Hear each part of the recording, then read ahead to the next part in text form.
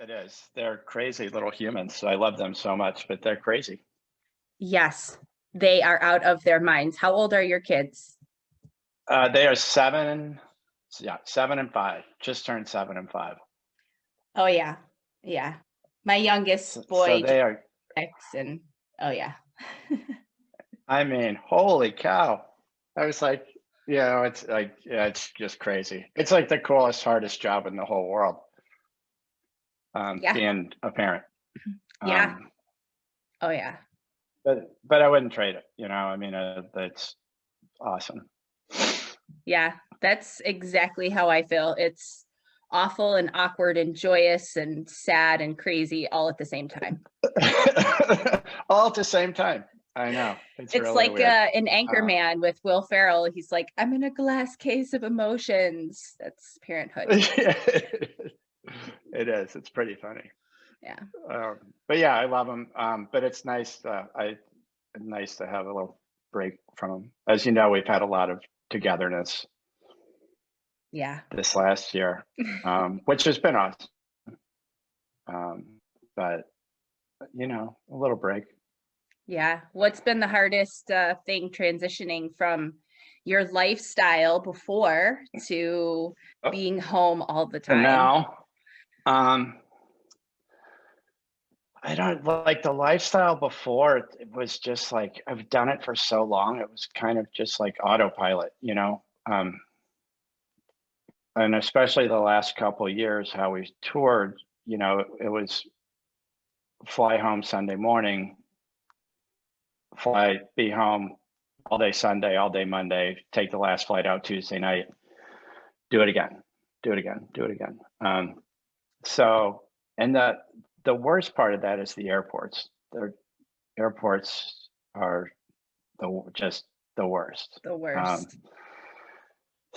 That's the worst part. But then being home, like when it first happened, it was kind of like, bizarre. We're home. I'm home. And then we didn't know how long we were going to be home for. And then as it just kept going, turned into I've been home for almost a year. Quality time with the kids, which has been awesome. And my wife, Melissa, you've talked with her before. Before like all this happened, like I think the longest we've actually been together, like coexisted together at a continuous time was like 2 months. Oh, and it was wow. but because I was always leaving. Leaving. And so that part has been awesome to be home and to be like full on family.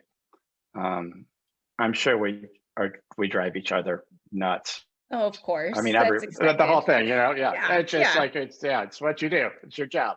Yeah. But yeah, I think that was just being home, just like being home, like all the time.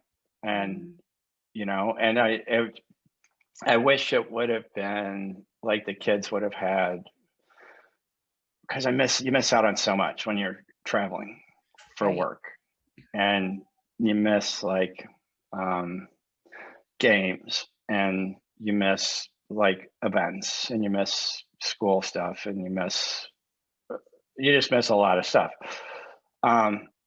So I wish I would have been able to take advantage of being able to go to those things, but they didn't happen. There was nothing happening. There was me being the teacher, which was just awful. Yes. At first, it was like last year, it was awful, because it was me going, you have to do this. And I'm like, I'm not your teacher, I'm your dad. Then it went, when we did remote learning this go around, in first grade, it was awesome. And the teacher's awesome. And all the kids adapted well to it. It was awesome. So I just like I think the biggest adjustment was just being home like all the time and no like end in sight. I talked with Brendan a couple weeks ago,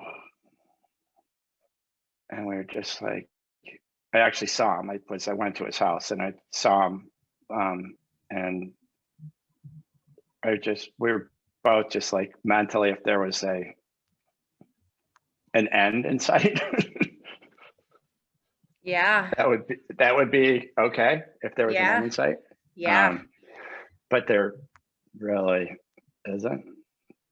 I mean, vaccine is a start. We'll see. I'm just at this point. I'm just like everybody's healthy. Everybody is.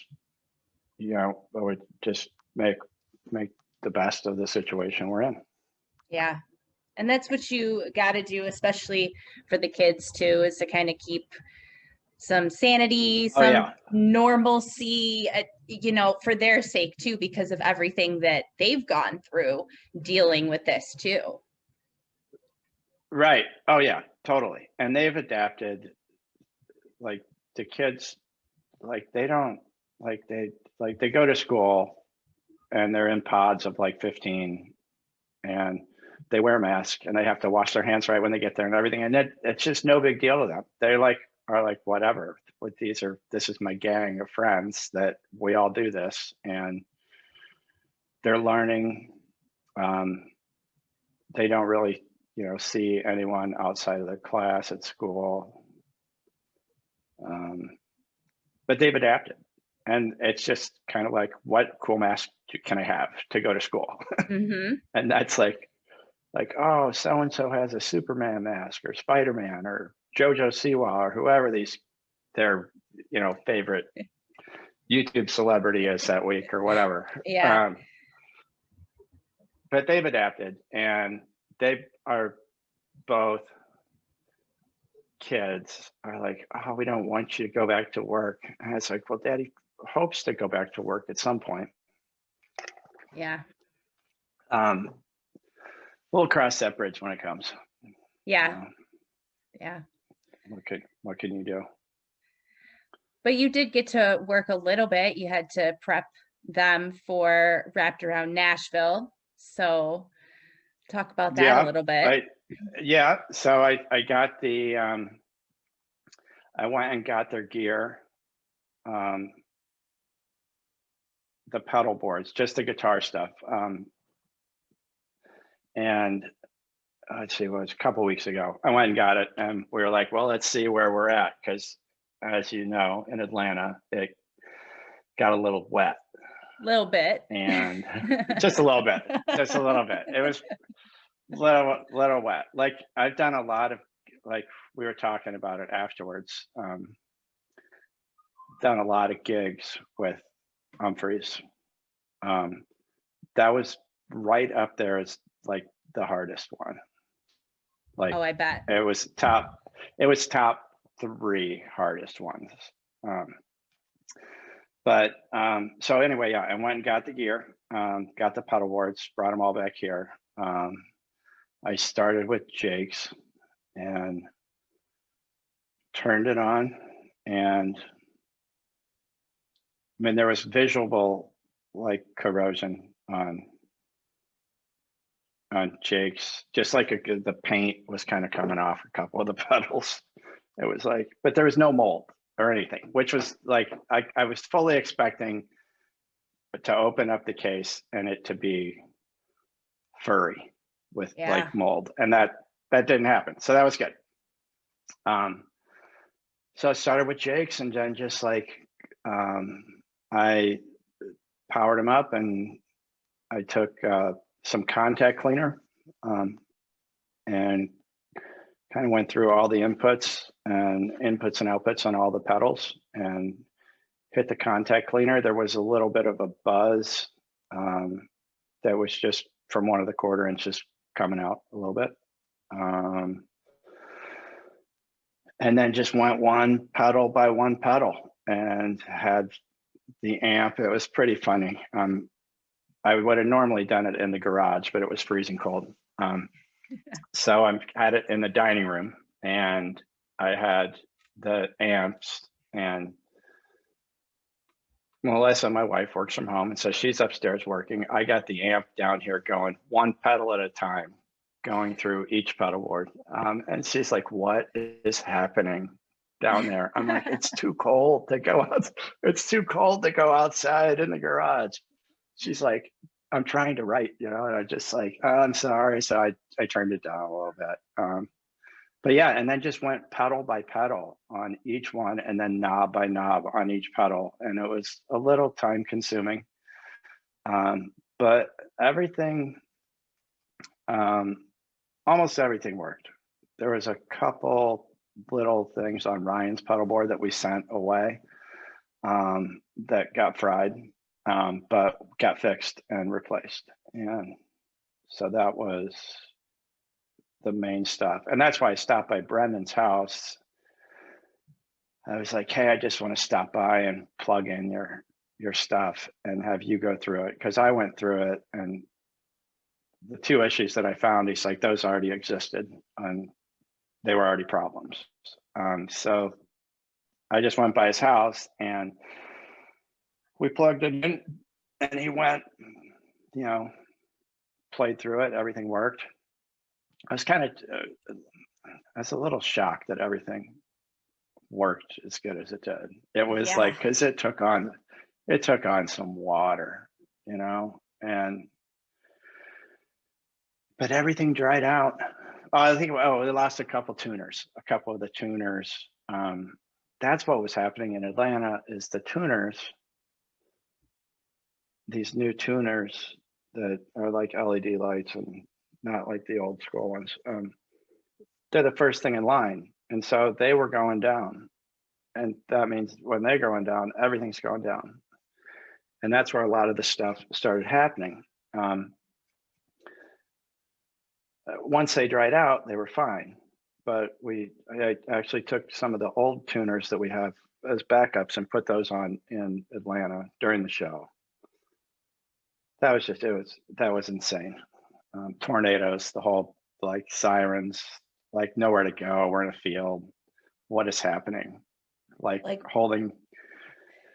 It's always the thing of like holding down a $20 tarp over, several $1,000s worth of gear, and like Bob Stone and I underneath, trying to hold this tarp down underneath the drums, over the drums and the guitar amps, and we were just like, what is happening? Tornado sirens going off. That's insane. Like, so I mean, like, what was happening? I'm like, this is where it is, Yeah. Oh, I mean, how were you guys feeling before, like, right before everything's happening? There's the delay. It's just, we knew it was coming, and we knew it was coming.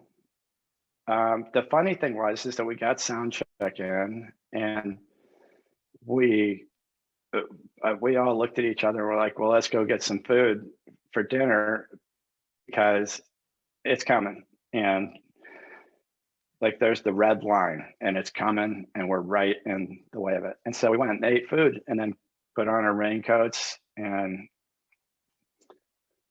went up there. And then, I mean, there was so much it was just like, tensions were high with everyone. We knew it was the last gig of the year, so there was a little bit of like desperation to get that in. If it was under any other circumstance, we wouldn't have done it. I think Bobby told that to you as well. There's no way. There's just no way. I mean, they were getting like downpour wet. It was, but we just told them, we're like, hey, you're gonna get wet. The last gig of the year, let's just do it. And it was just comical. It was like, once one thing we're like, okay, like Ryan's pedal board went completely down. And so I just was like, we're going, just here's a 1/4-inch cable and we're going right into the amp. Done. Take everything out of the equation. It was just comical. And then, so then it was like, and then something happened with Jake's, and then something happened with Brendan, and then something happened with Joel, and then something happened with Chris. Andy was pretty just solid. He was like in the best spot on stage where the rain, like he was just getting a mist. He was getting a mist. That's all he was getting. And he was just wiping everything off as it would get misty. I was like, dude, he's like, everybody else was getting hammered. But he was back there, just toweling up as it went. So yeah, it was crazy. But so yeah, so I got everything ready. Everything worked for Nashville. Bob is going to the warehouse tomorrow to get it. And then they're going to load it up and go. None of us are going. It's just going to be Studio Chris's house. And yeah, I'll probably tune in for a little bit at home and just kind of like, maybe I might not, I probably won't. I will for a little bit. And then yeah, so they go to Nashville, do those streams, and then who knows what the future holds when we will gig again. Hopefully it starts getting, well, it'll start getting warmer, and then I don't know if we're going to do drive-in shows or what the future holds. I haven't, been told pretty much. Hopefully something, a little drive-in tour or something would be nice. I need something. It's just, going to shows is when I like went away from my kids. So right. Yeah. I mean, that's why I went to work, and it was, yeah, totally. I know. It's kind of, it's so like, just so weird. It's so weird that not throwing concerts, like it is just not concerts. Like, it's the most bizarre thing. Like no Broadway, no, like, no sport. Like, I mean, there's sports, whatever, but like, like not a stadium full of people, or just so bizarre. This whole thing. I did not have this on my bingo card of the things that would take Umphrey's Mcgee down. I did not have the global pandemic as like, I was like, we were like done this for a long time, and I didn't see this one coming. I don't think anyone did. Yeah, I didn't think that this was going to be something that was going to be in the history of. No. I thought, like, no, I didn't have this. Who knows? Like, who knows what's going to happen, and I think the whole industry will change somewhat. I think the live concert experience is going to change a lot too. I mean, what you're going to have now when you start letting people in, and it's like going to be so much more.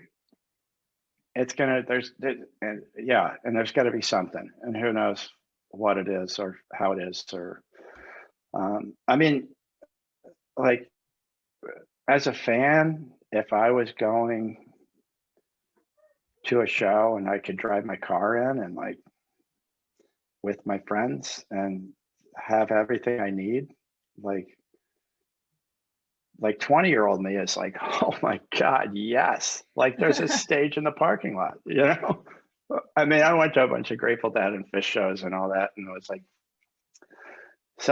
that part of me saying, oh my God, could you imagine if we did this? Like, it would have been crazy.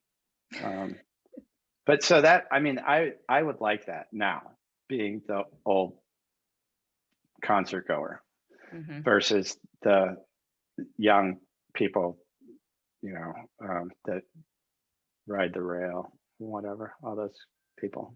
Yeah. I would prefer the drive-in, but it's just not. But it takes away the whole vibe and like everything. It's hard. It's got pros and cons. I like the idea of having space and not having people dance on you and spill beer on you, and sure.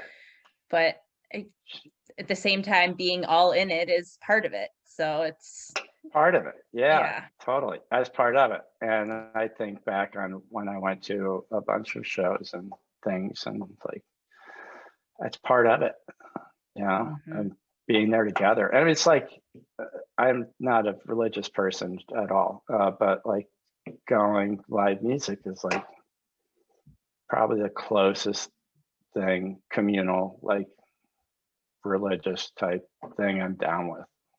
Yeah. I feel the same so way.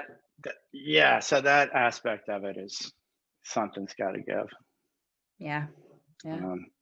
I don't, it's got to get back to how it was.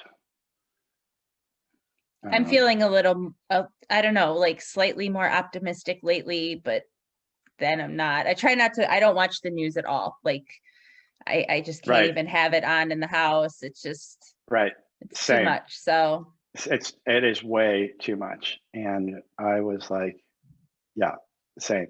Because there's, I'd rather like, okay, great, there's a vaccine.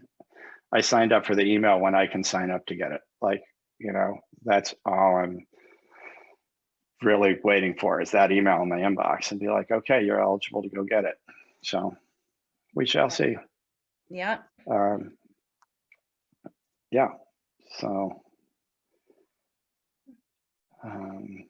why don't you talk a little bit about your journey of working in the music industry? When did you start working in the music industry, and how many other bands have you worked for? I've worked for like touring bands. I've worked for Dark Star Orchestra. I worked with them as their tour manager from 2003 to fall 2005. So like 2 or 3 years ish.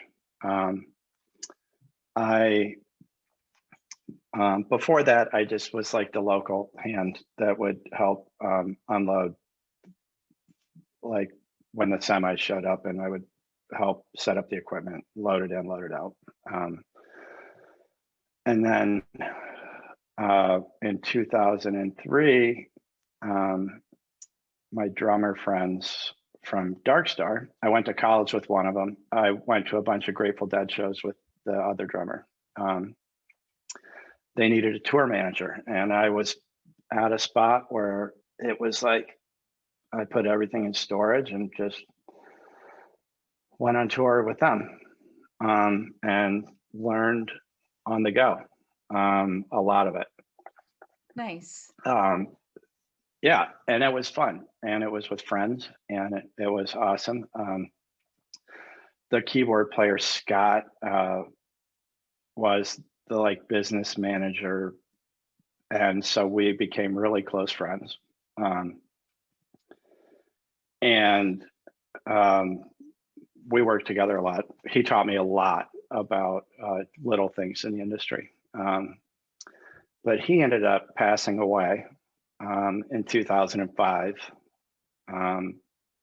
We were roommates on the road, and in our hotel room, had a massive heart attack, and 35 years old, 36 years old. Oh my goodness. Yeah, it's awful. That's insane. That was insane. So he passed away very unexpectedly on tour in Washington, D.C. And so after that, that was spring of 2005. And so after that, things with Dark Star were, I kind of just had it in my, even if the thing with Umphrey didn't happen, I was gonna near my end time with Dark Star. After that, I just wanted to make sure the ship was kind of righted before I left. But anyway, so back before all that happened, Scott was a fan of Umphrey's because he's from Chicago, and Dark Star started in Chicago, and he knew them. And I started listening to a friend of mine that I did a bunch of Fish shows with, lived in Chicago. And he's like, dude, you got to check out this band. It sent me CDs. And I was like, holy Christ, these guys are amazing. And so while I was with Dark Star, like we would, if we happened to be in the same area as Umphrey's or whatever, I would schedule days off with Dark Star so we could go see Umphrey's play on our nights off. And then it would usually just be me and like the lighting guy, or me and the stage manager now for Dark Star. We would go. And the keyboard player, Scott, he's like, I feel like you're cheating on Dark Star with Umphrey's. I was like, I'm not. I'm like, we have days off. Well, let's go see him. And so I would go, I'd schedule some days off to go see Umphrey's. And that's how I kind of got to know them, was just kind of popping up in random places. Like, what are you doing here? I was like, day off. And yeah, day off. Why not? It was like no wife, no kids. It was like, we had the day off. Let's go. And so then anyway, fast forward to 2005, Scott passed away with Dark Star. And then I kind of wanted to make sure the ship was righted, because my two buddies, the drummers, they're still the drummers and still great friends. And then the opportunity, Umphrey's Don Richards, the old tour manager, called and asked if I would want to go out on a 2-week tour with them, and because they were going to go into a semi-trailer and needed another set of hands. All right. Sure. I was off with Dark Star. So it was like we had a 6-week break, or an 8-week break or something like that. And so I went out with them. It was September of 2005. And the last night of that run was at the Electric Factory in Philly. And they, before the show, Kevin Browning sat me down and was like, hey, do you just want to stay? I was like, well, I got this other gig. Let me think about it. But it was pretty much a no-brainer. At that point, I could kind of see just Umphrey's going like this, and Dark Star doing their thing, which is still awesome. I love the Grateful Dead. I love them. But I told Kevin, like during the second set, I think of that show in Philly. I was like, yeah, I'll stay. I walked out the front of the house. I'm like, I think I'm good. I'll stay. And that was, 15 years ago. That's incredible. I love that story. Yeah. So it was like 15 years ago, and we've been around the world. Been to Japan, been to Australia, been to Europe a couple times. There for a while, it was my birthday was in Amsterdam every year. Oh, that's awful. Darn. It was awful. I know. It was like, oh, it's my birthday again. Oh, bummer. It's gonna be in Amsterdam. It's pretty funny though. It was great how it worked out. And then it's a just couple of favorite venues. I mean, it was outrageous. Like the first tour, so I went to the first Jam in the Dam just as a fan, because I was off with Dark Star, and I was like, Amsterdam, my birthday, sure. I wasn't even working for the band. I think that was 2005.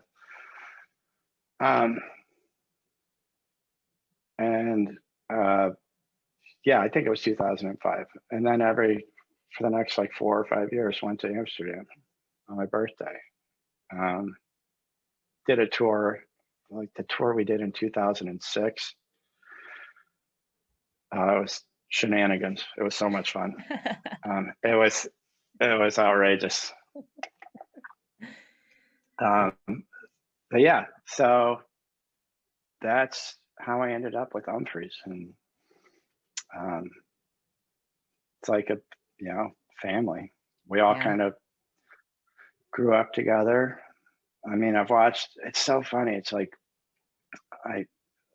fan wise, it's like I've met all these people that have become friends. I've seen these kids grow up, and like it's just crazy.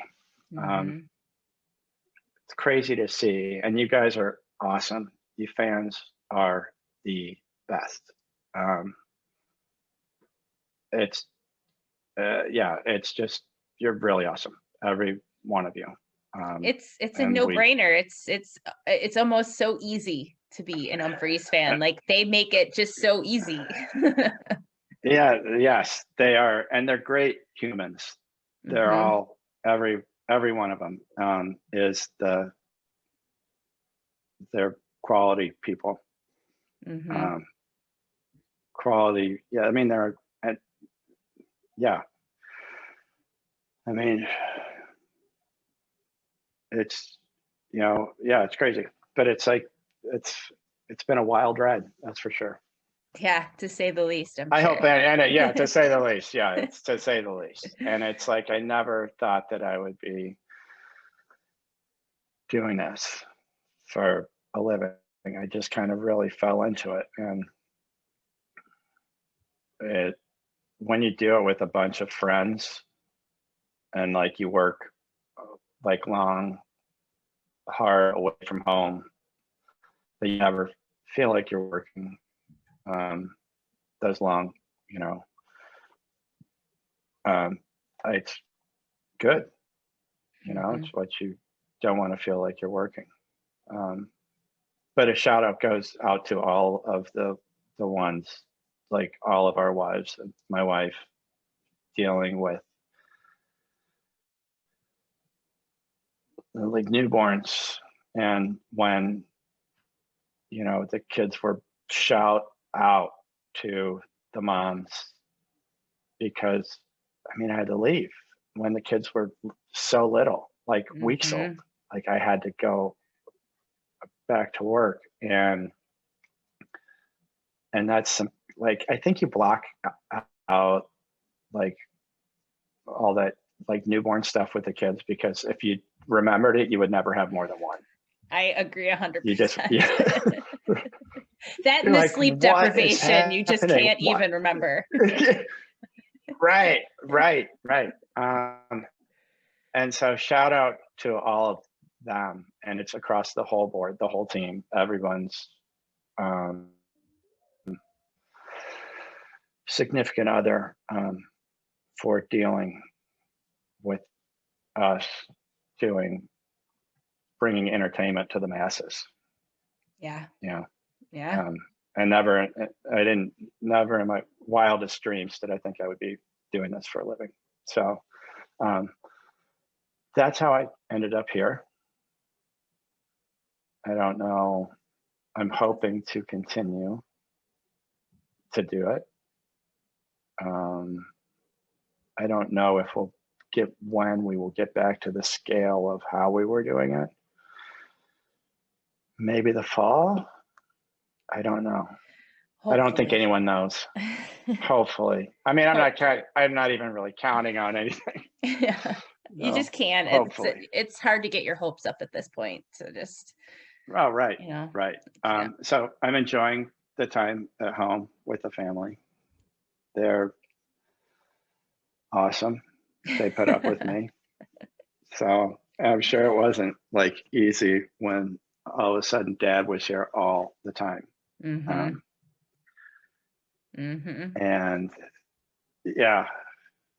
but we're making it the best of it, making the best of the pandemic sandwich, or whatever it is.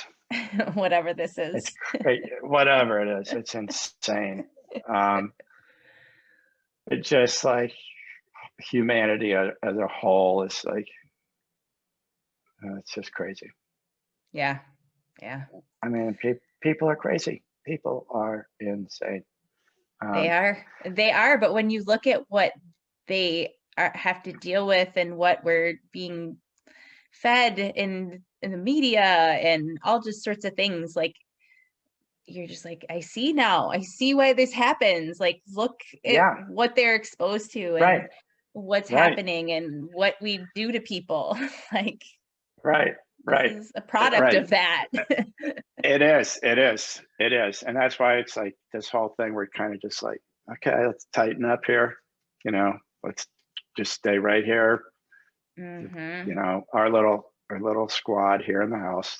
The Mm-hmm. kids got some friends in the neighborhood that they can, play with. They're, part of the quarantine. Nice. And yeah, just try to keep things normal for Mm-hmm. them. That's the biggest thing. And that's why winter sucks. Where do you live? Where are you from? I live in Buffalo, New York, so I feel So you. you're It's right. like 17 Yeah, today. yeah, totally. I know it's like 2 degrees this morning. I'm in Chicago. I'm like, this is awful. Yeah. It's like, this is awful. Yeah, my It kids was were mad. terrible. They're like, you can't even play in the snow today. It's just too cold to even play outside. And they're so pissed at me. But I'm like, sorry guys, like, no. It is cold. Yeah, I know. And it's just the winter time. It's like, oh God, it drives me crazy. Mm-hmm. And I always say, like, we'll have like a 30 or 40-degree day in the winter and everybody will be running out in their short sleeves. And like the kids are like, I don't need a coat. I'm like, we live in the wrong place. When 30 or 40 is warm. Yep. We're in the wrong spot. Anyway. Yeah, my daughter takes lessons with Joel, and every time we'll get on, he'll be Oh. like in his shorts, and he'll be like, "Yeah, that was me yesterday." We get on, and I'm like, "Shut up! I don't even want to hear you right now." It's like 3, 2, 1. Fuck you, Joel. Yeah, I mean, oh my God. No, I love Joel. I love them all. I love Joel. But fuck you, Joel. Love it.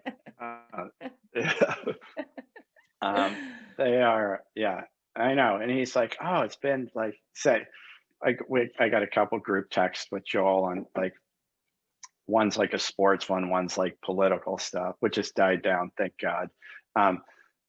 But then he sends a picture of like, oh, I'm just at the beach today. Unprecedented warmth here in January. It's like 85, and I was like, fuck you. Yeah, fuck you, Joel. Oh man.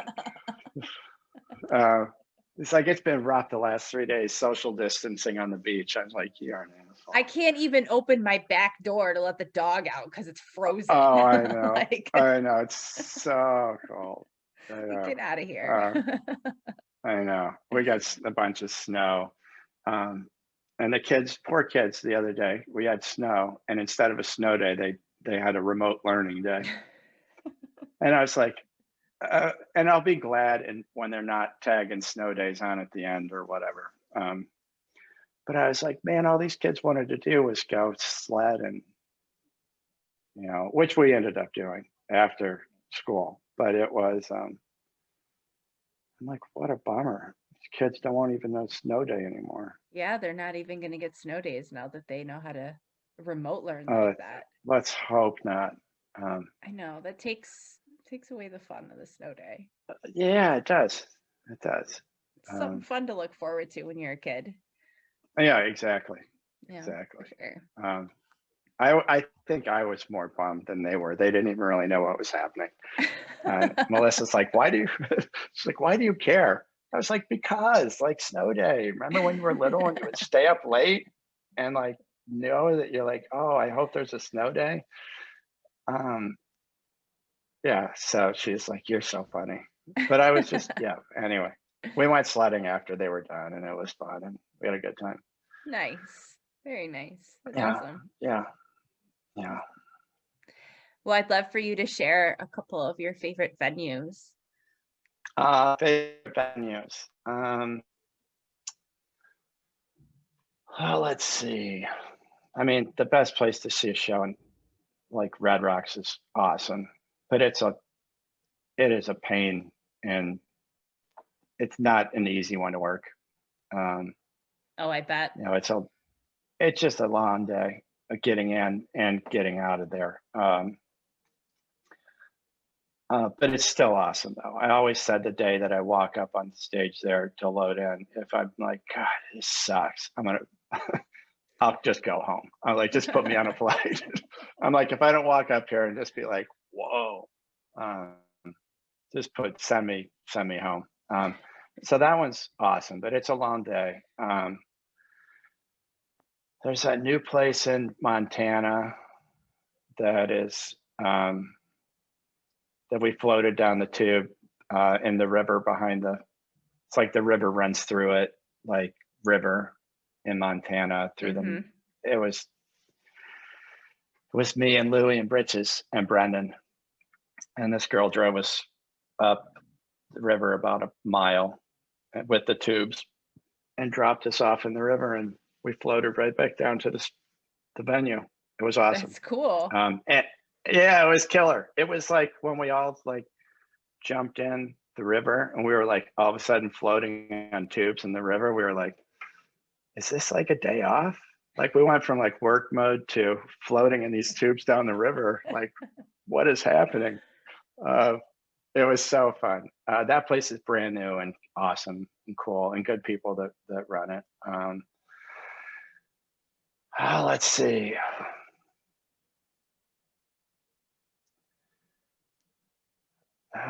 I like how the fans at the Tabernacle are kind of like on the vibe of that room is really good, but that's another one that's a pain in the ass to get it in and out of.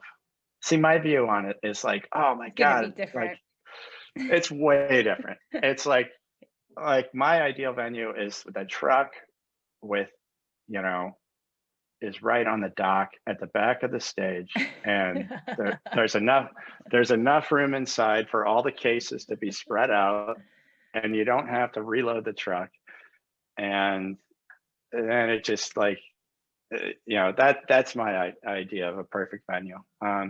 So we shouldn't bring up the caverns then, huh? You know what? Surprisingly, not terrible. We were dreading it. We weren't like crew-wise, like we were just like, well, and I guess there's another cave there that they do shows in that's worse or harder to get into than the one we got into. Oh, something. Yeah, yes, I've heard that. Because the widespread guys told us about that. And the one that the cave that they played is different than the cave that we played, and much harder to get into.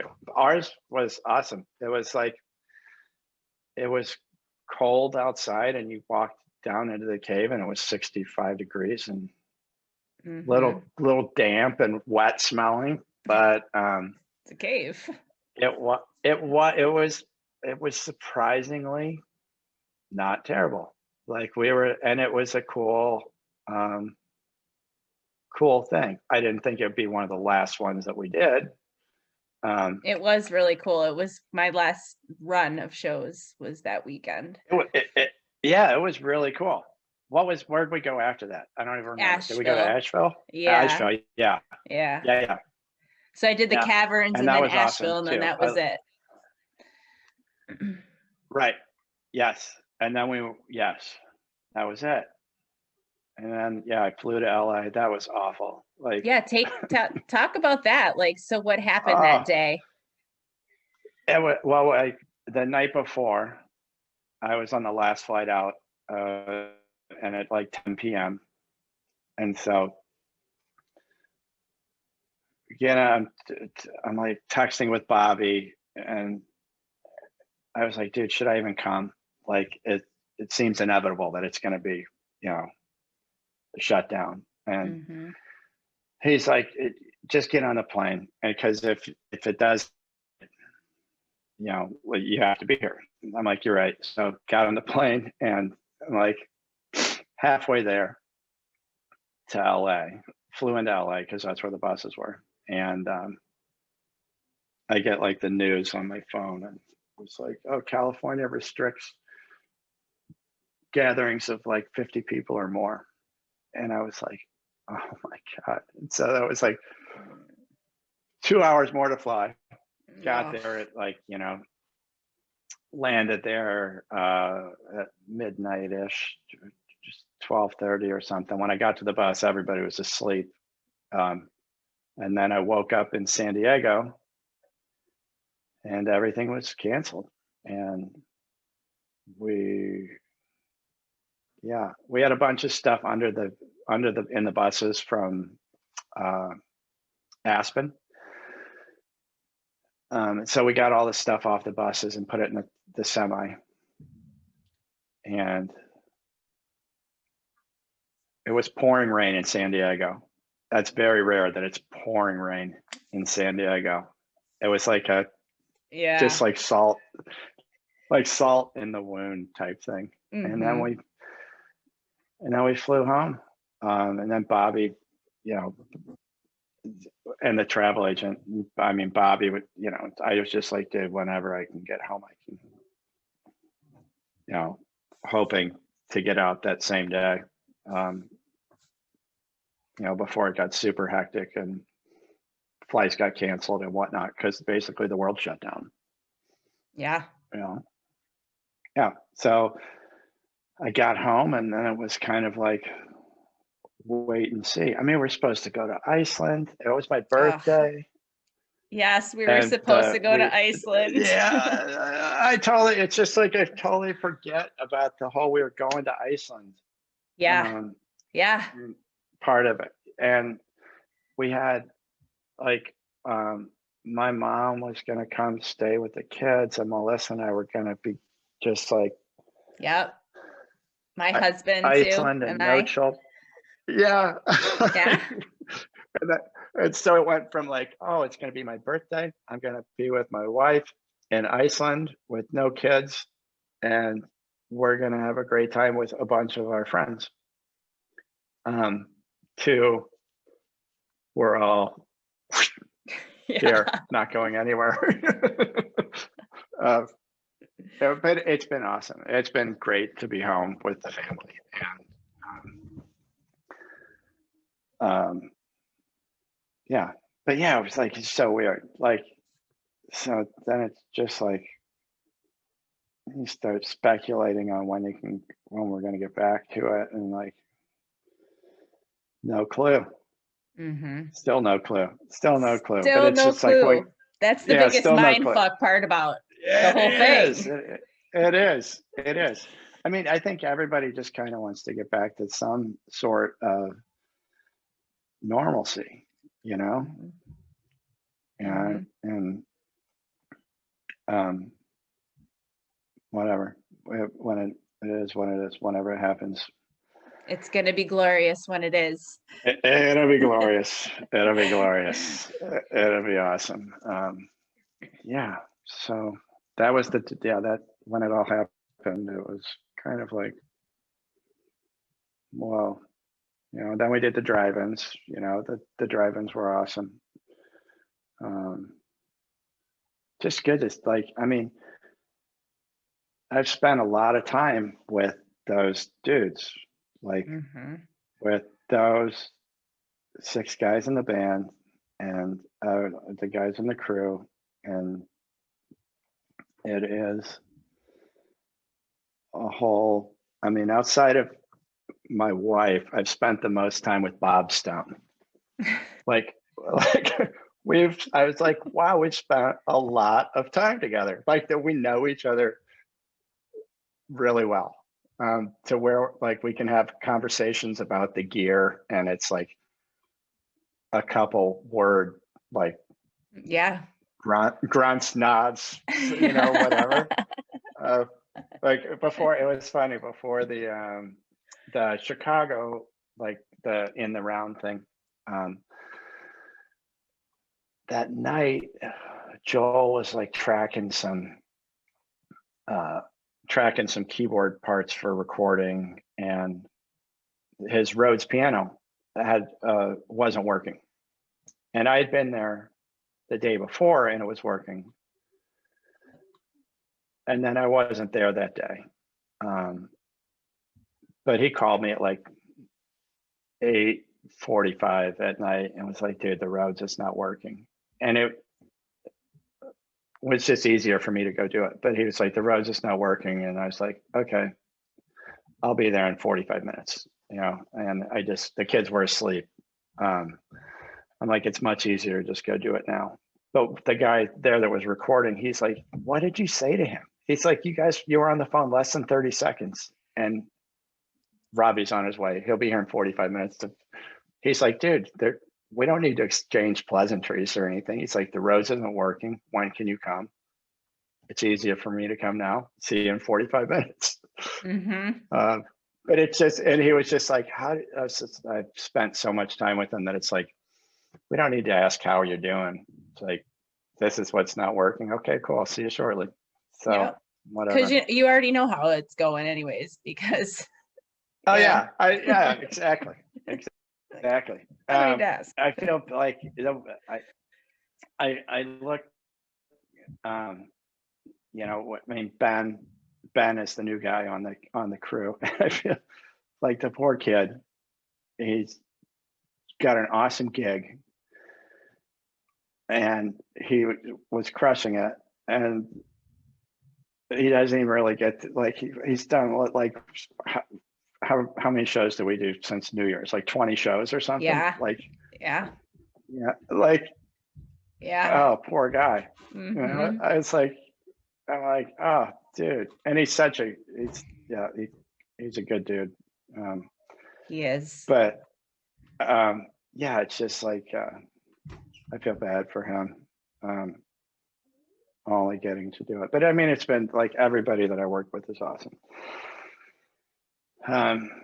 Sam, has had some tough times recently, but he's, you know, awesome. Britches, Louie, Bob, Chris. Then Matt Heller holding it down at home. Rachel does the merch. Anna, who does the VIP stuff. The managers. I mean, everybody, you know. Yeah. Everybody's awesome.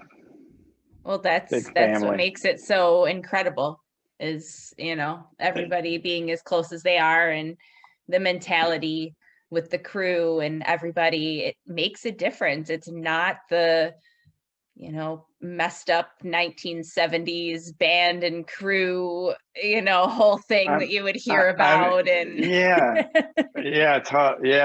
like we're, you know, and it's like we're very lucky to do what we do, and I never thought I would be doing this for a living, and you know, it is what it is. So back to like favorite venues. I don't know how we got sidetracked to that. Where else? It's hard to think. Like, I mean, we've done so many. The Fox in Oakland is awesome, even though it's got an elevator in it. It's like, I mean, like I said, like my thing is my view is different. You're like, there's an elevator. I'm like, yeah, there's an elevator, and that's so it gets in and out. We've done some like, you know, crazy gigs. Well, I'm trying to think like the coolest gigs. I still think one of the best fun time gigs we did was like the night before St. Patrick's Day in Paris. And it was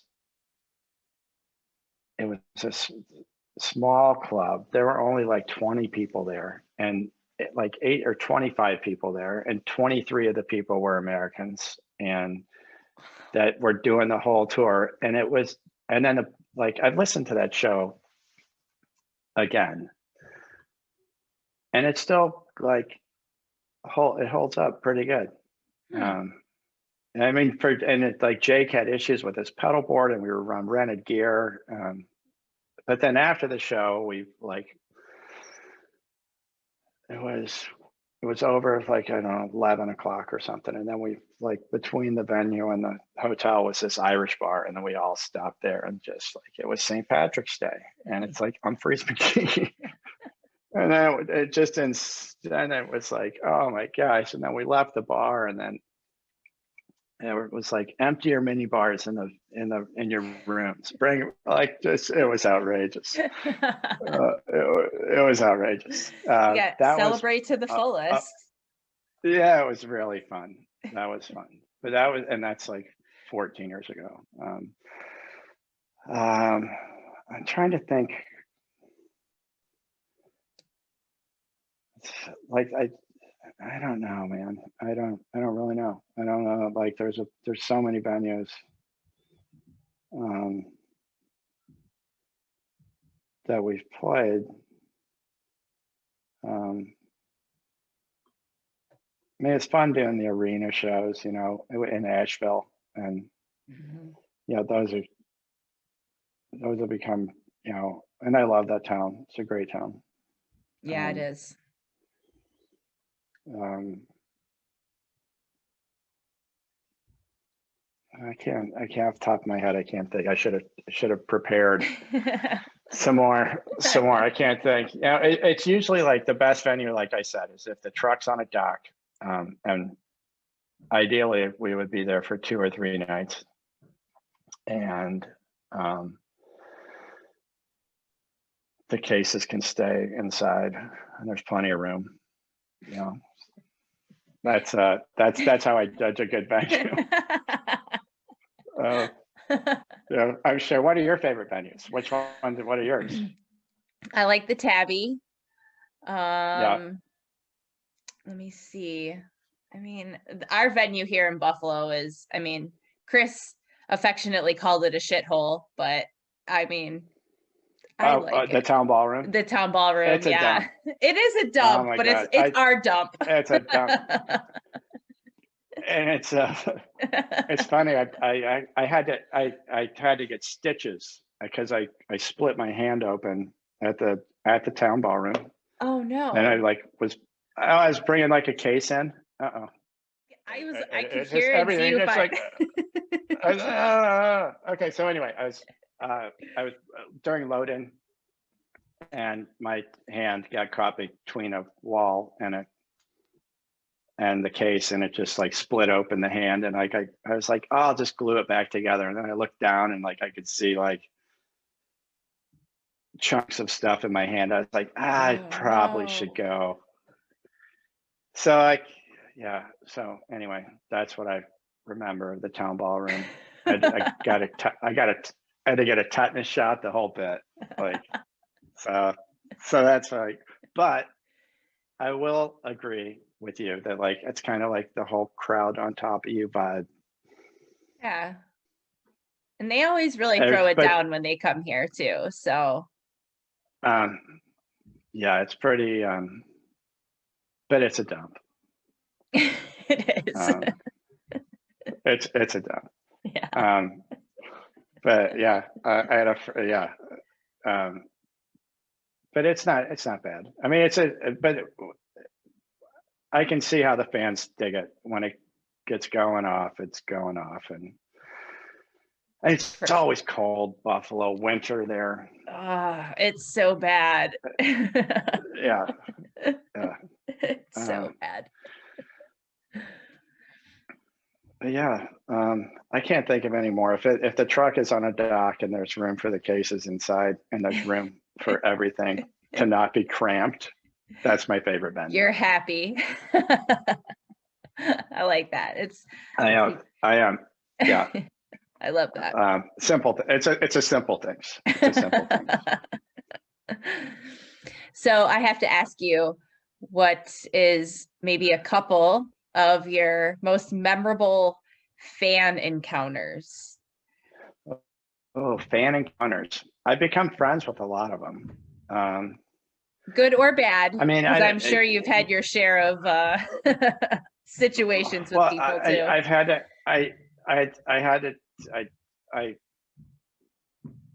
You know, I've had to remove a couple people. One of the funniest ones was, and we were in Pittsburgh at a park. And it was like a state park, and there were state troopers there as part of this like concert series, and they were cool. They were totally cool. But this state trooper was standing behind us stage right. And this kid jumped up on stage and was like, oh yeah, going crazy. And I just went over and I picked him up, and I carried him off, and I just sat him down right in front of the state trooper. And like this kid, I don't know who it was or whatever. But this kid's eyes went from total excitement to, oh my God, what did I just do? Oh shit. Oh shit. Look, it was, and the cop was totally, we just let him go, but we've kind of played it up a little bit. That was one of the funniest ones. There's one in Milwaukee, a couple, it's like, I think it was like a Halloween, maybe. No, I don't remember what it was. Maybe. Anyway, this kid jumped up on stage, and I went to just, and there's video of it somewhere, but everybody's like, oh, you tackled him. But I was like, I did not tackle him. Like, this kid was wearing like patchwork clothes, and we tripped and just happened to look like I tackled him. But it was a total trip. That is one of, that was, no good. I just don't like, I don't understand why people think that it's like, oh my God, I gotta be on stage. Yeah, I don't understand what that thought process is. I don't either. I don't either. But it's crazy. One of the. Oh yeah. So those are my fun. Those are my fan encounters, and just like seeing a bunch of these kids grow up and have kids of their own, and yeah, it's been, and there's just a rotating cast of characters, and that I've become friends with, and got a lot of friends. Yeah, a lot of friends. It was like Bobby. I watched some of Bobby's talk with you, and he's like, the whole entourage of friends is it's a lot sometimes. Yeah. And he came in. Oh man, it's a lot. And he came into it like, I remember when he started, was just like, I'm like, there's all the wives and girlfriends and and then friends that there's so it's a trip. Yeah, it's pretty remarkable when you think about it too. It's to have just all these people around them like that. Yeah, and it's a lot of good people. Mm-hmm. It's awesome. I'd say, and and I've seen all the shows, all of it. We just sit there, I basically just watch all of the show and, wait for something to go wrong. I mean, I sit next to Jake and Chris, and it's like, those two dudes are amazing musicians. Mm-hmm. And I forget how good they are sometimes, of like, just because it's just normal for me. It's just like at the office. I'm at the office, and then it's like I sit 20 feet away, 30 feet away, and watch them all night, and just like, I forget, like, Chris is just an amazing drummer. I mean, they all are. They're all great. They're all awesome. And then it's like, my perspective of things is totally different than the fans, and that's awesome. it's always funny that the fans will be like, "Oh, that show was awesome," and it will be like all of us thought it sucked. Or something. It's just like it's without fail. It's like, and now there will be one where it's just like the band will be like, "Oh my God, that was terrible," and of course, like the internet is like, "Oh my God, that was the best show of the year." I'm like, "Oh, did they even listen to the same show?" It's That's just really It's funny. That's interesting. yeah, it's funny how it's. I swear that has happened on more than one occasion, uh, and it's hilarious when it does because we're just like, "Oh, that was rough," and then like the next day, the internet's ablaze of like, "Oh my God, did you hear that show last night?" It's like, dude, re-listen to it and like whatever. Come back to it later and tell me what you think. Yeah. It's really funny, but it's good though. But yeah, I mean, my perspective is totally different. Yeah, of course it's gonna be. I mean, yeah, it's just work, and it's work, and it's like it's awesome. It's like it's fun to produce concerts that people get to go to and forget their worries for a couple hours. And it's fun. Yeah. So, what's something that you never leave for tour without? well, since my kids were born, since Melissa was pregnant, I started running, and so I usually go with I bring running shoes and shirts and shorts and stuff, and it's been a great way to see the cities where we play. Because on the crew, it's like you wake up on the bus and you walk down the alley to where the truck is, and you dump the truck into the venue, and then you work all day setting it up. And usually there'll be an hour window before sound check that you can go run, or right after sound check before dinner. And so I've been able to see a bunch of the cities that we've gone to that way, and seeing it on foot, and it's that's probably what I don't leave without these days. Nice. That's such a good outlet too. Oh, it is. It's like I don't listen to any music or anything. I just go run and try to get in tune with just me. No phone, no nothing. It's awesome. The Central Park is a great place to run. The Portland, Oregon is a great place to run. Seattle along the water is a good place to run. Oakland during the daytime, there's a little lake around a couple blocks from the Fox Theater that you can get 5 miles in if you run around it twice. It's I mean, it's just that's fun. Nice. Very nice. Yeah. What's something that's your responsibility that maybe the fans have no idea that is your job?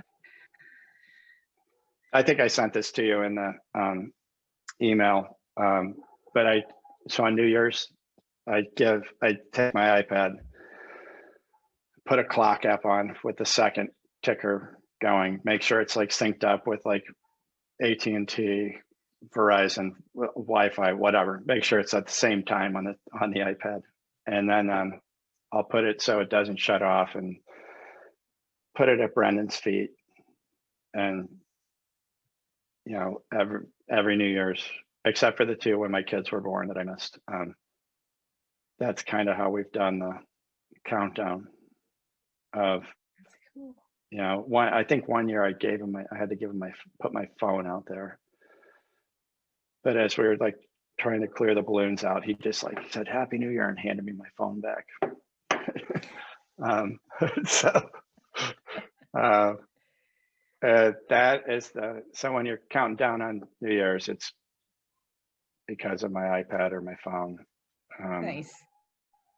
That's where he's counting down. That's something that would probably surprise people. But I set up the drums and the keyboards right now. I've done the guitars. I've kind of done everyone over the 15 years, setting their stuff up. But drums and keyboards has been the last like 3 years ish. Nice. Yeah. So. Great. And then so that's what I do. And then I try to like the local labor, the local hands that we have helping us load the truck and stuff. I try to organize them as much as possible. Sometimes it's easy, sometimes it's not so easy. I guess it's depending on who you're working with. Depending on who you get. And so What's a couple of your favorite Umphrey's tunes to hear live? That's a hard call. I always I like a bunch of them. It's too hard to answer. There's like, I like the old ones, but I like the new ones. And it's fun to see how songs like evolve. Mm-hmm. From when they first start playing to them to when they get to like heavy rotation. I don't know. I like all of them. I like the heavy, like Wizard, like we always kind of joke of like, we're going to cut someone's head off, during that, it's like, for sure. It's just like awesome, Sometimes you need that song though. Like I feel like it depends on what you need. Right. So that song is like, we have a couple things like like the floor makes me want to like throw my chair. For sure. 1348 too. You could throw your chair. Hurt Bird Bath. It's such a great awesome tune. All in Time that's the song that I told Kevin that I'm like, I'm not going anywhere. Was during that song in Philly in 2005. When the crowd sings. I happened to be at front of house with Kevin. And when they did that, I just tapped him. I'm like, yeah, I'm not going anywhere. I'll stay. I'm good. So that song that makes that story like, even better now. Yeah. So that song is kind of like, I always will remember that.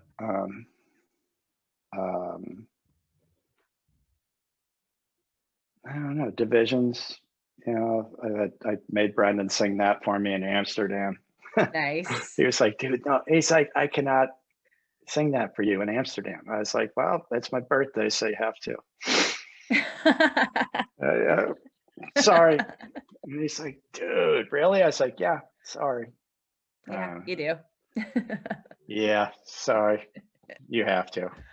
That's funny. He's like, and you just lay the Catholic guilt on him and he'll be like, okay.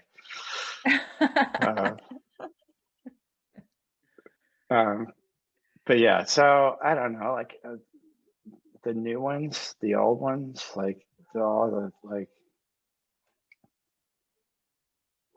I don't know. Hard to answer. Hard to answer, yeah. There's Here's an like even they're harder all. one for you then. If you could pick a cover Uh for them to play that they haven't played yet, what would you pick? oh. What's the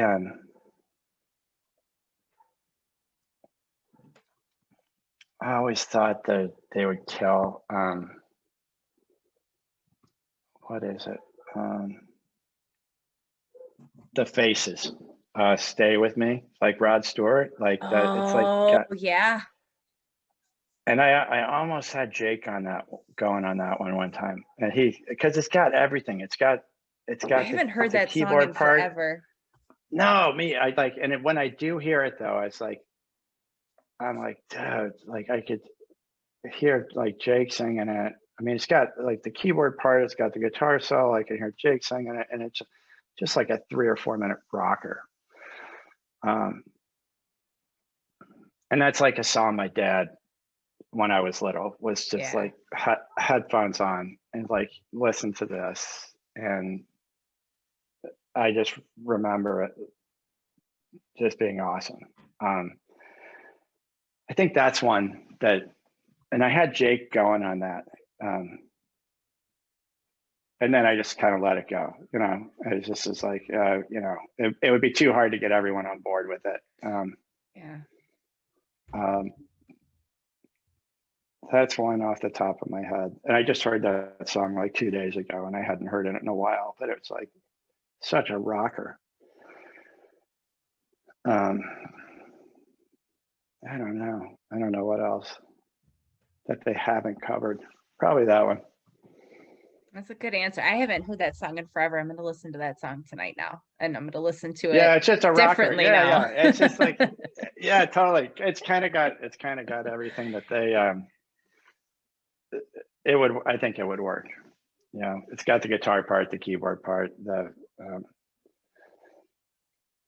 yeah.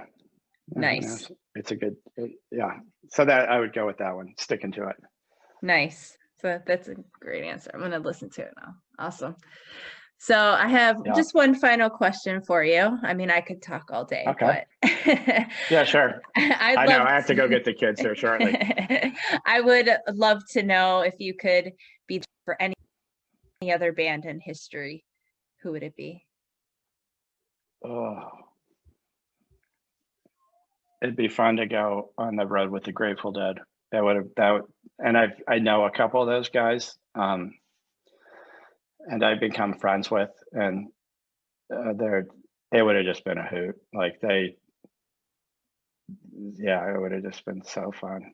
Mm-hmm. Talk about a wild ride.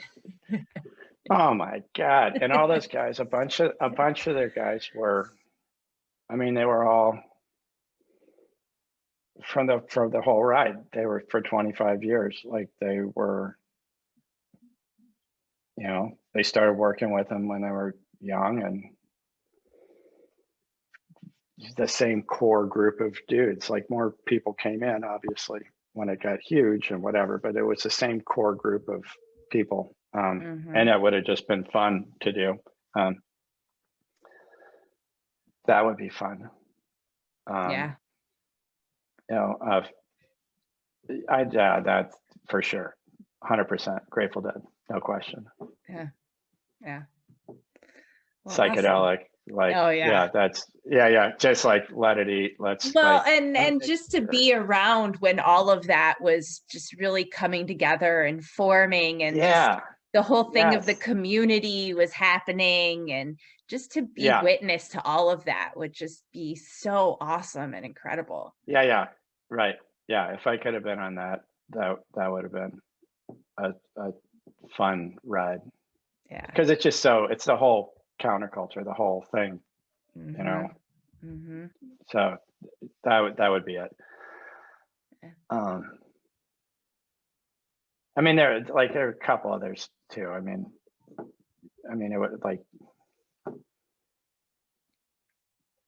it would be fun.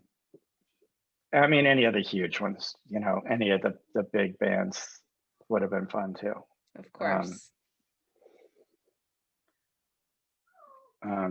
Like Zeppelin or the Stones, or just like legendary, like decadent stuff. Yeah. Yeah. Of course. You know, before cell phones, before you Yeah. could, you know, before, you know, but yeah, I'm sticking with the Grateful Dead on that one. Yeah. Awesome. Yeah.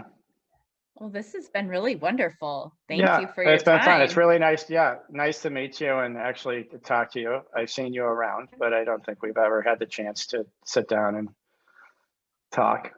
No, definitely not. So this has been really great. Yeah, we appreciate the auctions and stuff that you have kind of spearheaded for the crew. I will look through my stuff. Like I'm sure I have something that someone would think is I'm extremely sure. awesome, I'm sure. and it is in a box in the basement, you know, and Yep. and I don't know what it is, but I will look and see if there are some items that I can throw together for that. I will have to find them. And most of them are in a box in the basement somewhere. And it's been so amazing, the community, like the people that reach Yeah, out and, oh, I have all these things and I want to do this and let me help in some way. And it's like, it's amazing. And then the way people were bidding on stuff, and it's incredible. Yeah, it's awesome.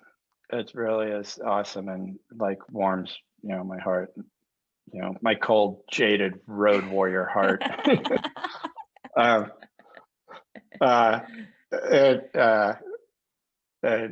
it is good. It's a good thing, and you guys are awesome. And we always, like, you know, always say none of this would be possible without people coming to see you.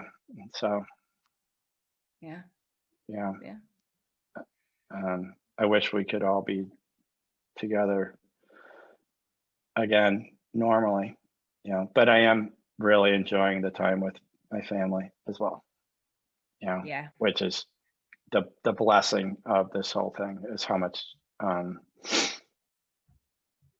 time we've been together. So, and there's definitely our moments, all of us. I know. I have a 10 and 6-year-old. I know.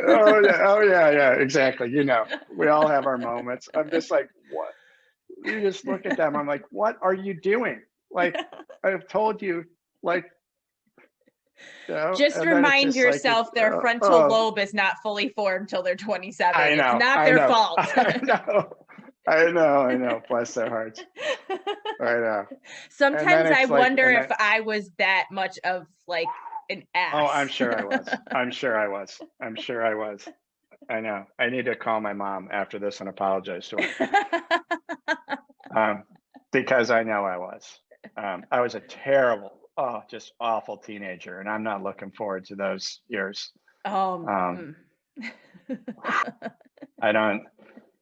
I just hope that everybody's like, oh, it gets easier, you know? And I'm like, okay, yeah, right. I can see. I don't think it does, because it's bigger things. I think right. That's exactly it. I think it just shifts into more. A bigger. I have a 17-year-old, and he'll be 17 in a couple weeks, and it's hard in a different way, because he's I can only imagine, an adult, and 17. Especially now with phones and the internet and the past everything at your disposal, 4 years of the world events, and it's been been hard. It's not been easy. I bet.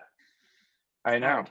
And that's like, dude, like I had to take, like, you know, I would give the 5-year-old the iPad when I needed to get something done or whatever. And I'm like, here, you know, give it to him. Here's the educational game.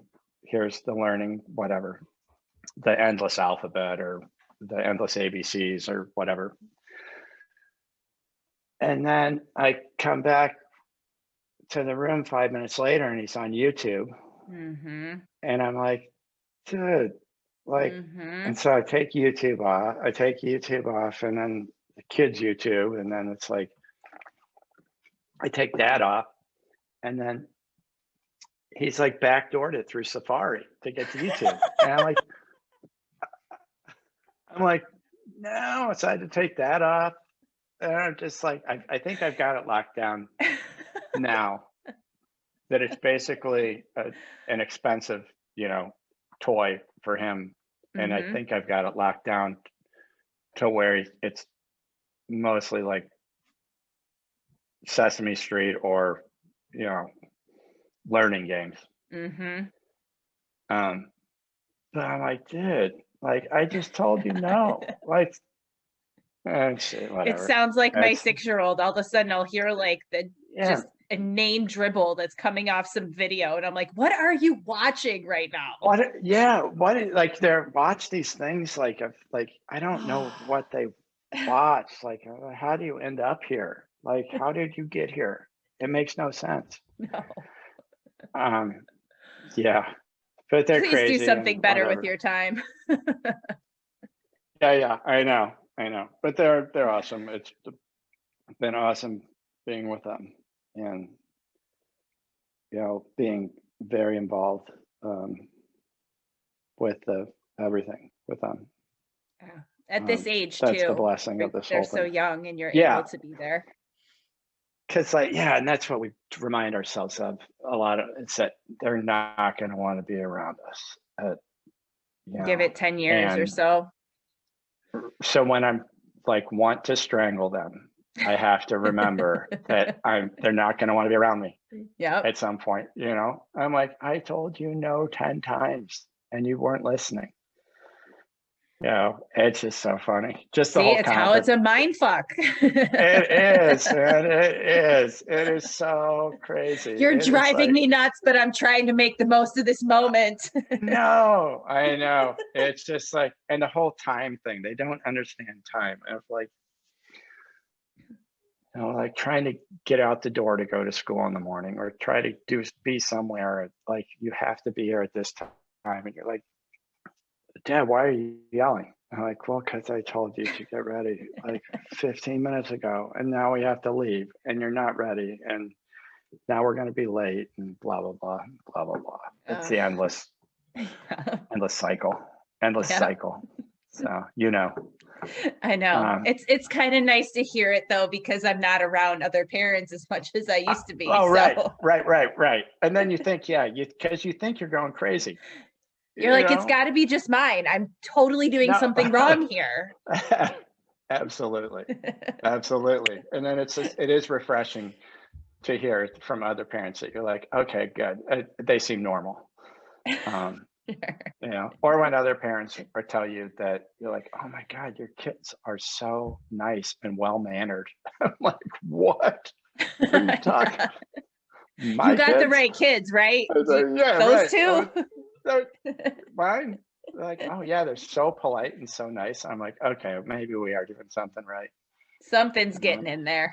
Yeah, it's just like, something's breaking through, you think. So. Those are those nice little like consolation prizes we get as parents. That's what keeps us going. Yeah, it is. It really is. You're right. You're absolutely right.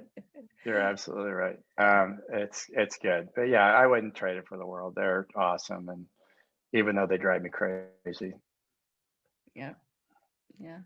I couldn't imagine life without them. Yeah, that's how I feel about mine too, is I couldn't even. Yeah, it's awesome. But speaking of, I do have to go get them. It's been awesome talking to you. Yes, it has been. I will try to look through my box of Umphrey's stuff. Okay. Maybe one of that there would be something there that we could throw up for the crew. Awesome. I mean, I'm like, I have so much junk that I'm sure there's something in there. I'm sure there is some sort of treasure. Somebody would want. And they're like, junk. It's not junk. Hey, what's that phrase? One man's trash is another man's treasure. Absolutely. I got a bunch of stuff that I could probably just put in a box and send to you. Awesome. That'd be great. All right. Well, take care. All right. Take care. Thank you so much for your time. No problem. I'm glad I was able to do it, and I'm glad that I was able to drop the kiddos off, or actually Melissa dropped the kids off. I'm going to go get them now. Nice. Nice. So it's a little peaceful and they aren't running around behind me. Like, or they would probably be at my feet because they would be shy. Yeah, now they would be shy, but later on they'd be like, we wanted to say hi. Yeah, I can't believe it. You hung up before I got to say hi. Yep. So, yeah, that's it. Okay, good. So good. Yours do it too. Thank goodness. Yeah, totally. Yeah. Totally. All right, cool. Well, have a good night. And, yes, you too. Yeah, hope to see you sooner than later. Yes, same. All right. Bye-bye. Take care.